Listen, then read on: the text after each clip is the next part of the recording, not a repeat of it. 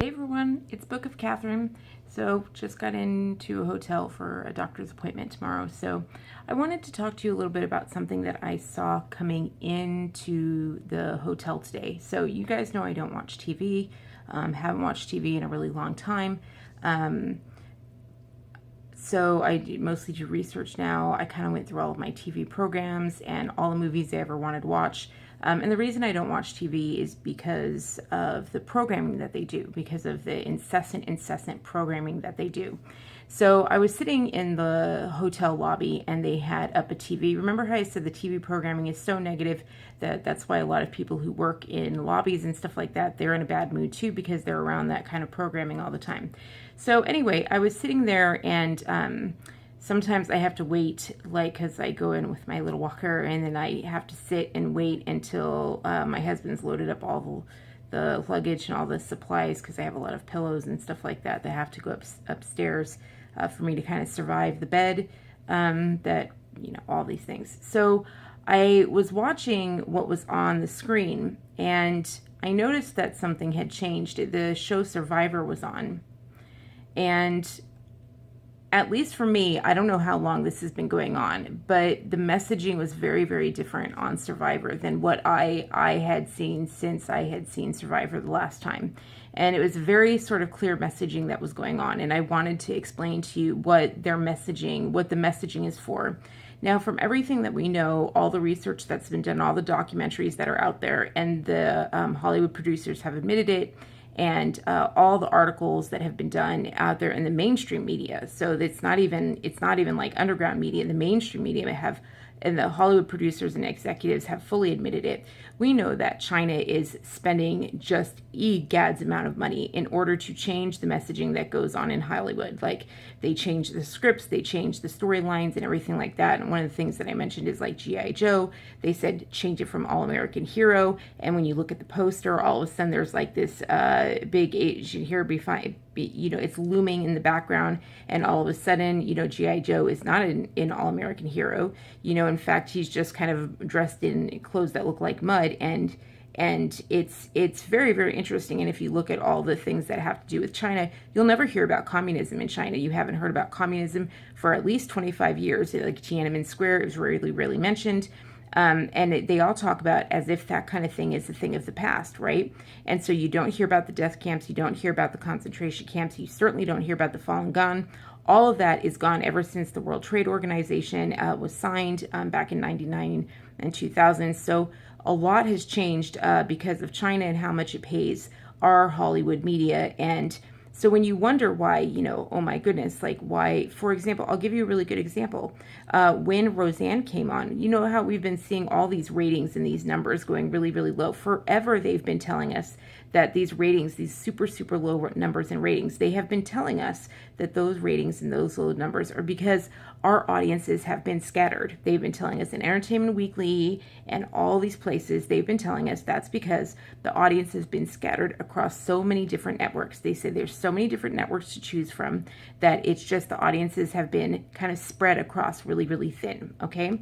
So, but I think it would be surprising, I think you would be shocked to know this, that like when, so let me give you an example. When ER was on and Friends was on, that was back, like, let's say that's about the year 2000 was the last time this happened. There was about 45 million viewers of those shows. It was on Thursday night on NBC. 40 to 45 million viewers, okay? So, and then like things like the writer's strike happened, and that was kind of the last of those times, that era when those shows went down. Then they stopped, the writing really, really changed after those shows, after Seinfeld and everything like that. And they started doing reality shows and things like that. All the shows really, really went plummeting down, right? Really, really down. And all of a sudden the ratings started going super, super low. And they said, well, that's because the internet came out, and that's because of Google and YouTube and Hulu and Netflix and streaming devices. That's why. Until Roseanne's show came out. And this taught me a lot. Roseanne's show came out and it started at high numbers and it eventually reached 40 million viewers.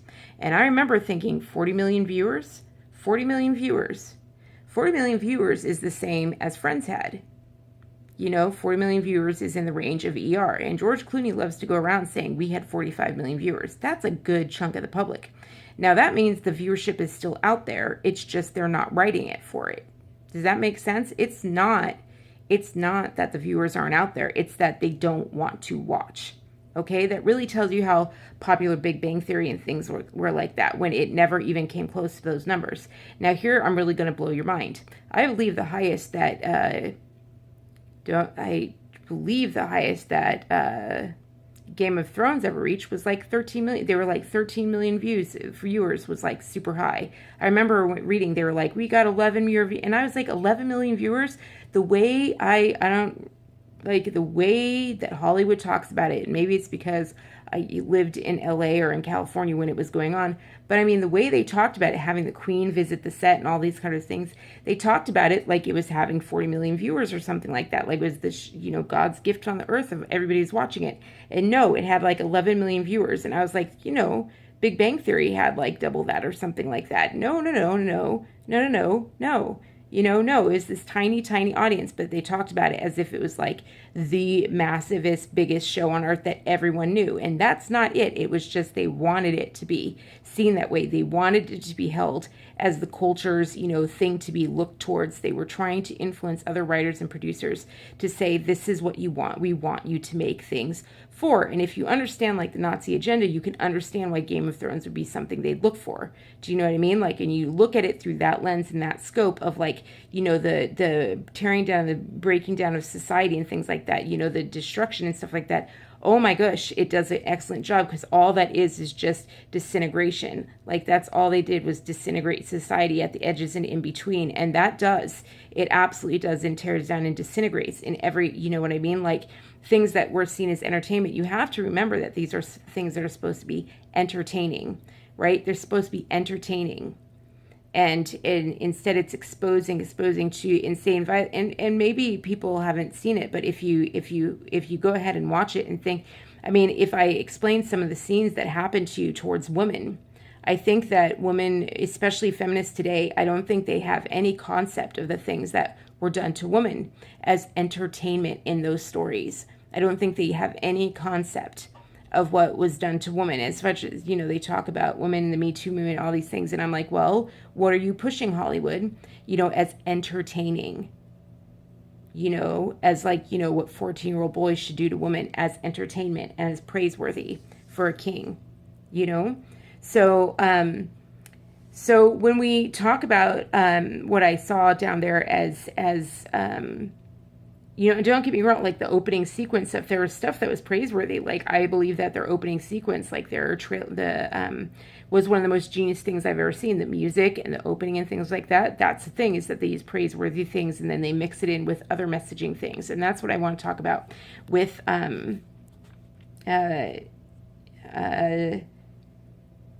when it comes to the Survivor that I just saw. Hold on. So the Survivor that I just saw, this is really, really important. So I really think China is probably behind this, maybe United Nations or ICLEI or something like that. But from everything we know about China, this is very important, especially during the trade war. Okay, so here we have, and everything that's going on in our society. I really want you to understand. I really want you to understand what was going on in this episode. And maybe if it's happening here in this little thing of Survivor, then I can only imagine what's going on in the rest of television programming.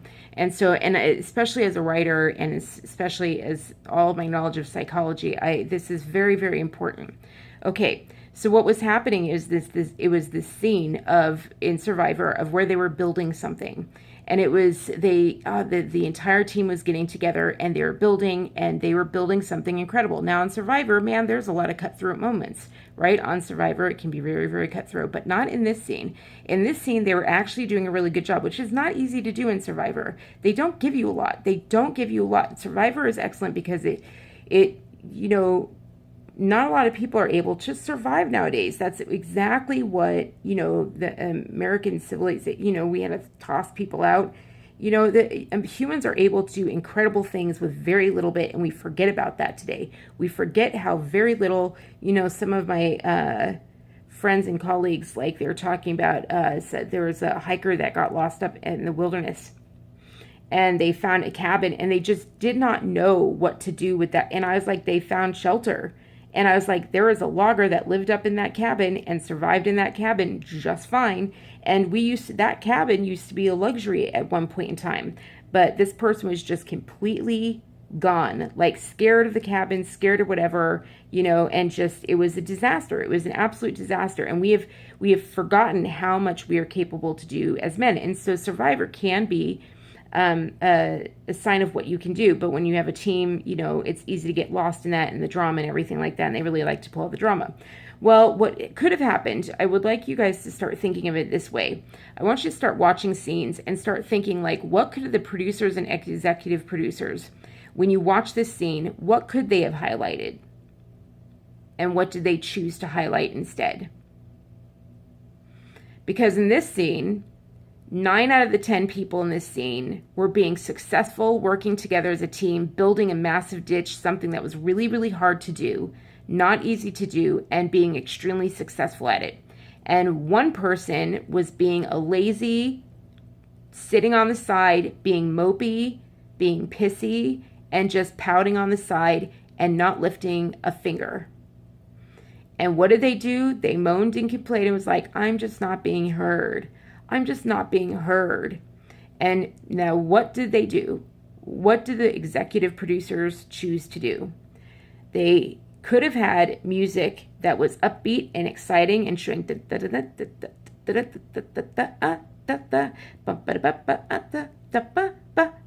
showing all the things and everyone working together, and this is what they're doing, and this is how they're building together, and looking how they're getting together, and looking how they're getting together, and look at how they're building. Ingenuity, humans working together and building together. That is not what they did. Instead, they played sad music throughout the entire segment. Sad, morose music throughout the entire music. And they had the camera follow this girl, this lazy, mopey girl around that was just like, and they not only did that, who was just like, who, no matter what you would have done, I've seen this I'm old enough now that I've seen this all throughout my days. You could have done anything in the world. There's nothing you could have done to get this person to work. No, there would have been a problem. No. You know what I mean? Like, because it was labor. No, it was a manipulation tactic of I'm not being heard. You got to manipulate people in order to have them do the work for you. There's always an excuse to get other people to do the labor for you. That's your survival technique. And so what happened was, instead, is they played the sad music, and they actually did something I've never seen before. They wrote the words up on the side and was like, I can't tell you how hard it is not to be heard. And that really got to me. I can't tell you how much that got to me, because that's not just programming. That's just not swaying. That's not just propaganda. When they write words up on the side for you guys of one person's words, when they write it up on the side, that's literally indoctrination. That's indoctrination. And they are indoctrinating it because there is a whole other chemical process that occurs in your brain when you read versus when you hear. That's why teachers write things on the board.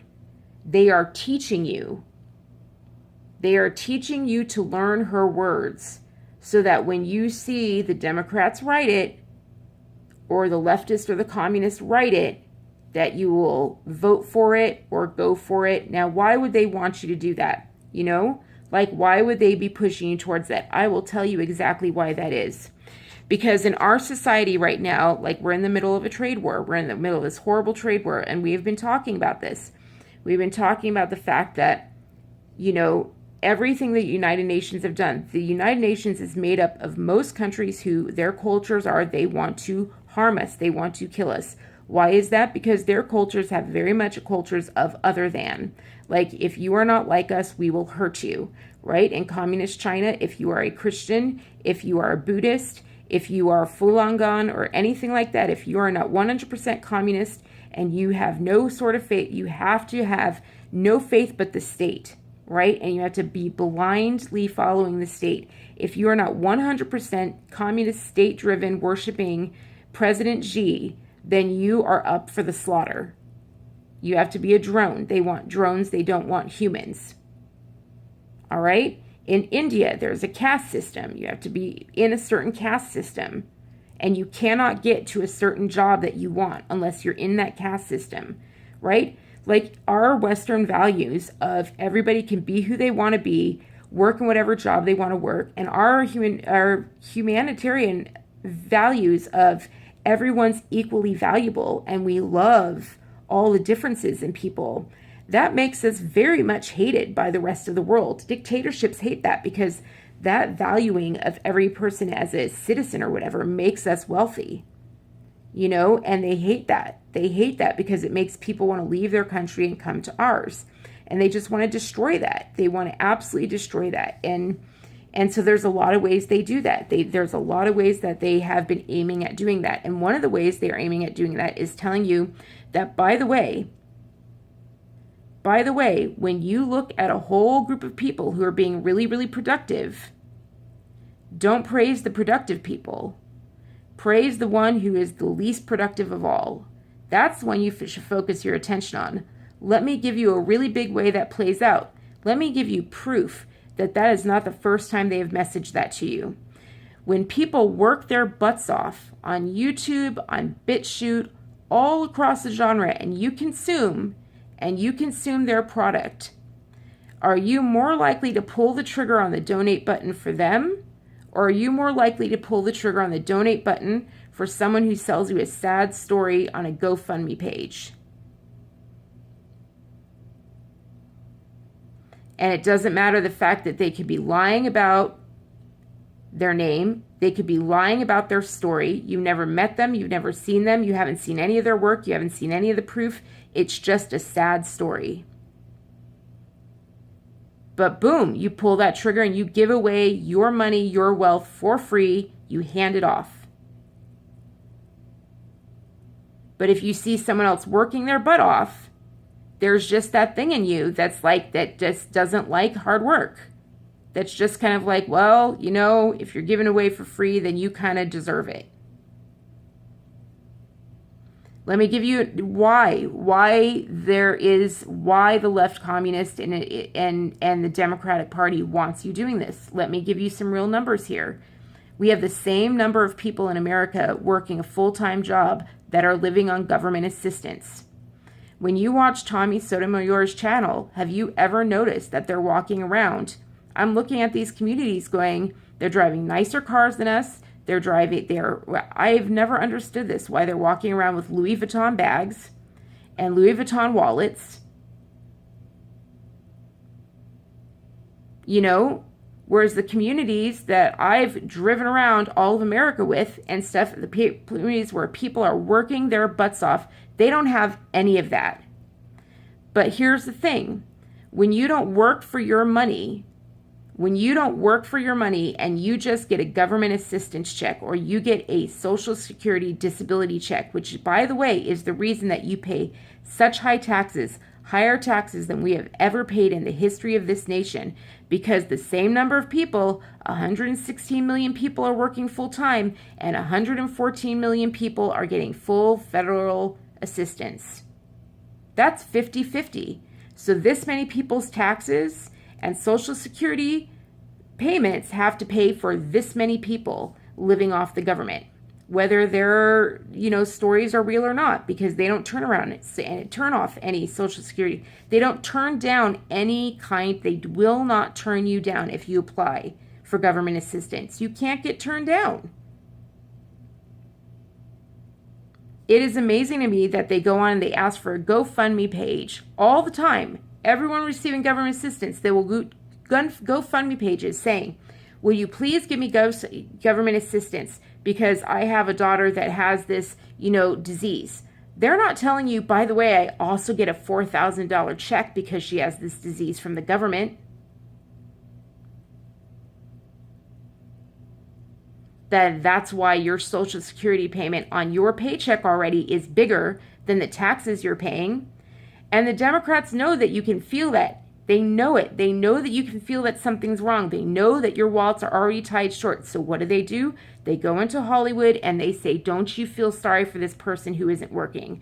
Because they know you get tired of it. They know you get tired of it. They know you want to, they know you relate to the people who are working their butts off. And so they put up and they're like, don't you look at this person. Because those people, they want you more than anything to support and pour out and give your money to and put all your votes and all your policies and in your own life, give all of your money to the people who will not lift a finger. Because when you will not lift your finger, what are you? If you're not producing anything in your life, what are you only? If you are sitting at home and you're not producing anything, you don't have a job, you don't work, and you're sitting at home and you're receiving money for doing zero, what are you?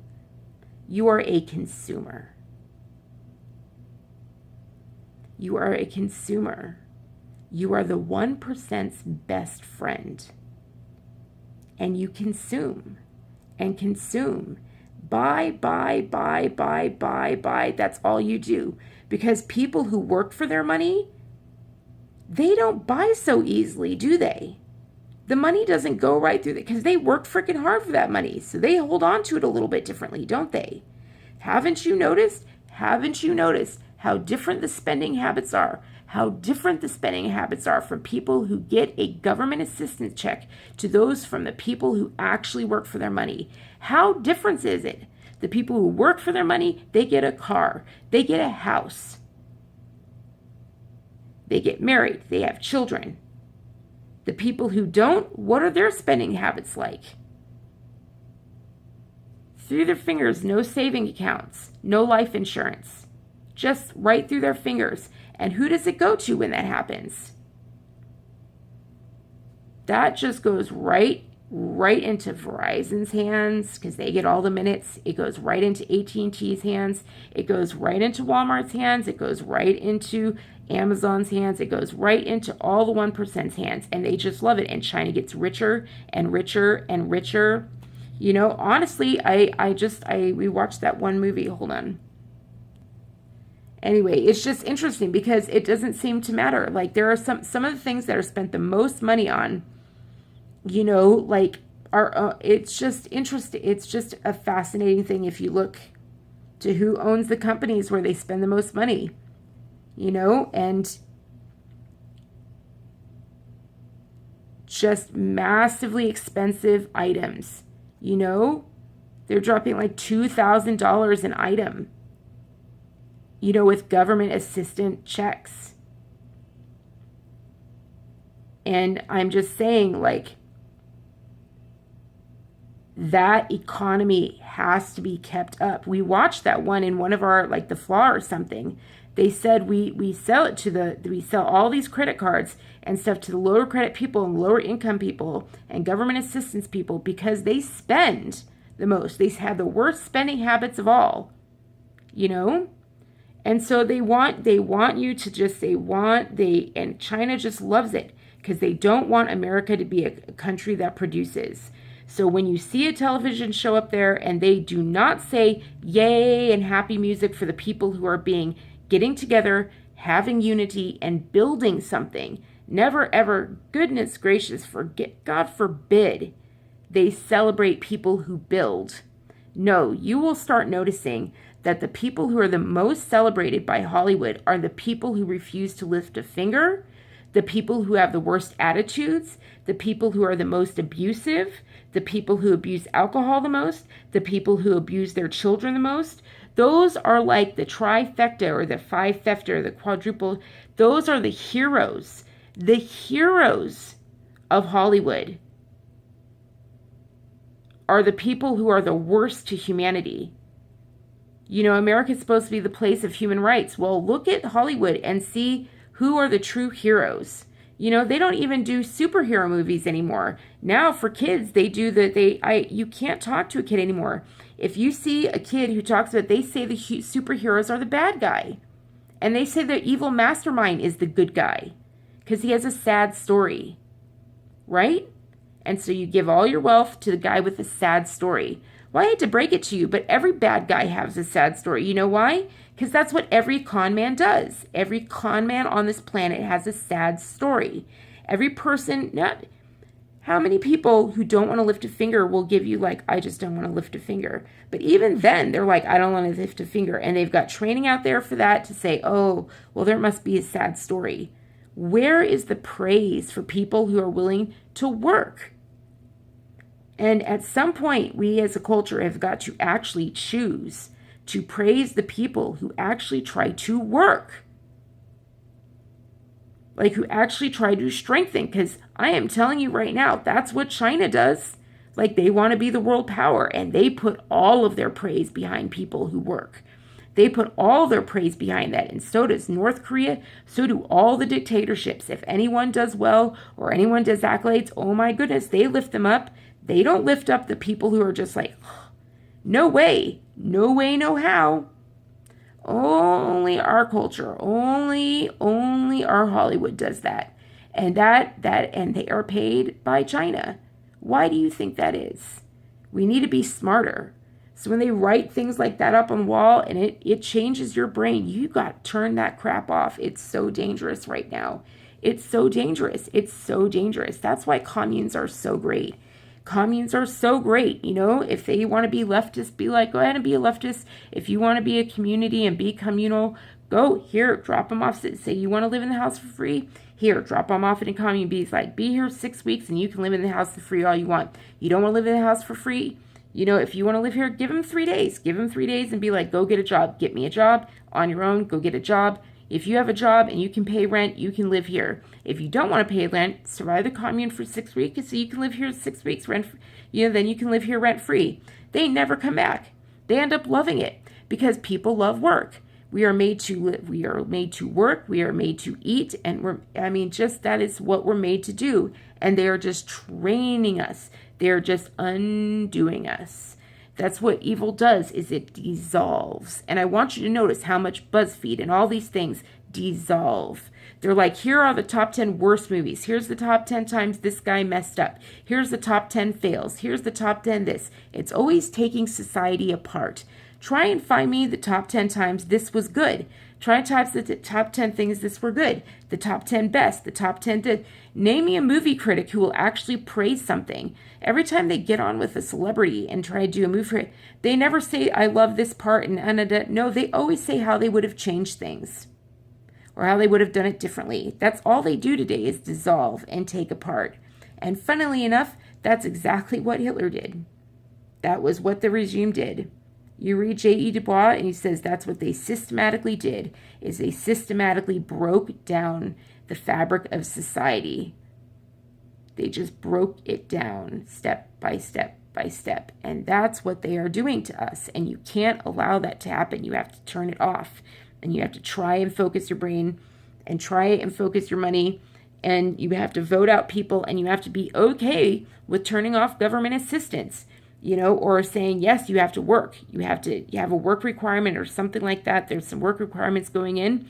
And yeah, you know what I mean? Like, because the fact of the matter is that, you know, how many times are you on eBay and they email you and they tell you that they're on Social Security dependent as a sob story? And you're like, no, Judge Judy made that very, very clear. Every single person on there that was on Social Security disability was also working eBay. I ran an eBay store once. I know how hard it is to do. No way, no how. You're not supposed to have a business and doing Social Security disability benefits. No, that's fraud on the government. And they use that excuse on you to make you feel bad for them. Well, that means they're committing government fraud. And stealing government money. But it's so easy to do. No one's catching them. So yeah, we cannot have 50% of our entire society paying for another 50% just to not lift a finger and go buy Louis Vuitton and drive Cadillacs. No. You know? Doesn't work. Doesn't work. The society is just going to continue to unravel. Not going to work. So just pay attention for that messaging that tells you that, you know, someone's not being heard. when really they're moping because they're not getting away. They're being called out on their crap for wanting to be lazy. You never hear that word anymore, lazy. Well, yeah, some people's mothers never told them that work was a good thing. You know, I keep hearing this over and over and over the more I'm getting out. Like friends and relatives have people that they're getting younger and younger contractors working on jobs with them. And the contracting kid, this new kid, will get on the job. And they'll be like, this is hard. And the guy they're working with will be like, yeah, it is hard, but you can do it. Watch, let's do it together. And the kid pushes through. But Hollywood and society and the Democrats teach you to just say, oh, I'm sorry, you said this is hard? Okay, you take a break. No, just say you have what it takes. And then the kid ends up enjoying it because they find out how much they're capable of doing. You know, that's where true self-esteem comes from knowing how much you can accomplish. You know, notice they're always miserable. Lazy people are miserable. They're not happy. There's a reason for that. We were made to work. Anyway, that's enough of that. So you feel like donating, you know, if you're going to donate to a charity, like, at this point, it's really hard to find a charity that's legit. So I would say, like, donate with your time. Go and serve. That's what we really need, is people going and serving with their time. And then frickin' help out all the people who are being censored online. Liberal to conservative. Pick somebody. Pick somebody and help them do a job so that you don't lose them. You know, give them an earning that Google refuses to give them. Try that. You know, try putting your money behind a product that you use instead of just following the left and the communists and making China richer. You know, with false con artists, snake oil salesmen that say, I'm not being heard. You know who's really not being heard? The working man. That's what there's a real war against. Peace out. And good night. Oh, right. Donate. Speaking of, I was thinking of all these other creators in my head, but I guess I am one, so there's a donation link down below. So, you know what I mean. All right, bye. Oh, I hate asking. All right, bye, guys.